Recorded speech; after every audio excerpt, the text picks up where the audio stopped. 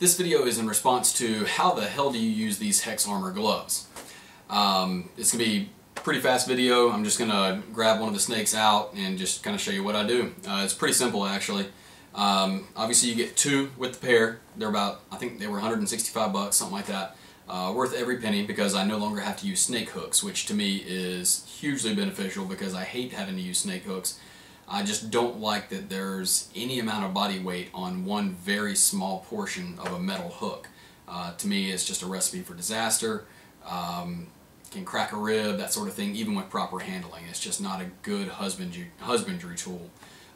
They were good up until we had something better, which is these. So anyway, I determined which one of these I'm going to use based on which way the animal is facing. If the animal's facing to the right, then I'll use the left-hand glove. Excuse me. If the animal's facing to the right, I use the right glove. If it's facing to the left, I use the left glove. In this case, Rose is facing to the right. So I'm going to toss the left glove, just use the right glove.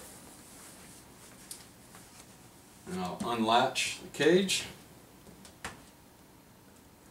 Now first thing I always do, they immediately tense up just a little bit when I drop the cage door because a lot of times that means food.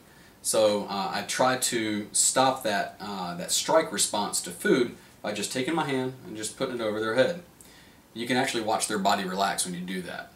Now that my hand is over the head and it's protecting me from any strikes off to the left, I'll reach in with my left hand and pick the snake up, blocking it, and then use the gloved hand to support that part of the body, and then just kind of tease her on out of there. Now to the Rose fans out there, I'm sorry you are seeing her when she is not at her best. I've cooled about 12 degrees so far, and so she is very cold to the touch actually. Now you'll notice she wrapped right over the glove. These animals love these gloves. They're textured. You can see on the one that I'm not using where the knuckles are. It's nice and textured. They can get a good grip on this. So she's just hanging on to me like she would a tree right now. Looks like a tree boa, huh?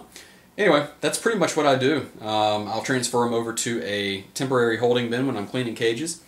And then when it's time to get them out, I either use the lid of the Rubbermaid tub as a shield to just kind of move their head away, or I'll throw on a glove.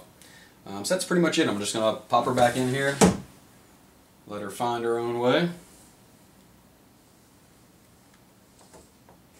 She's nice and thick, very muscular, ridiculously muscular.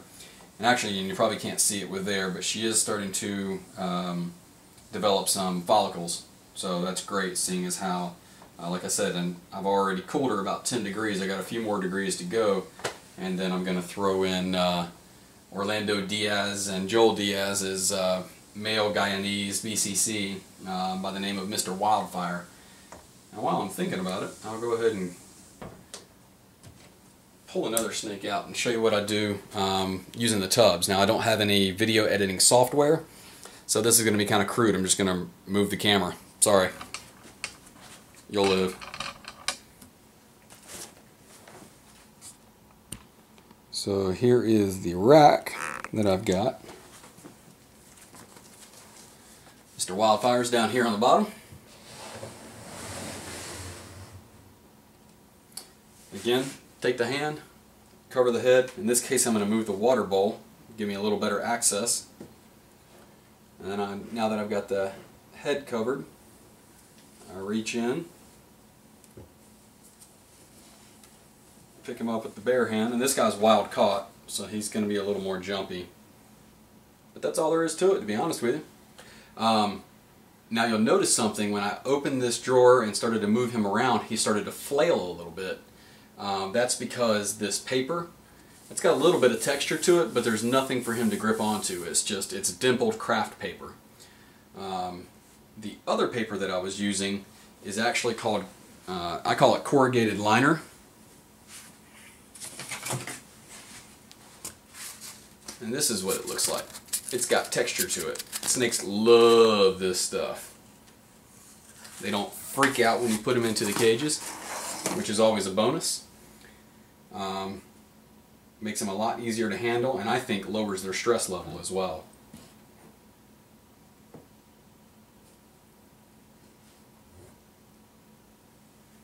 Okay, so he's not wanting to cooperate. When they're not cooperating like this, sometimes I'll either put the glove on or just use it as a shield. I don't trust this guy. He's not too far out of the wild. I think he's been in captivity about 1.5 years now. And strong as hell. So I just kind of work my hand out of there. And that's all there is to it.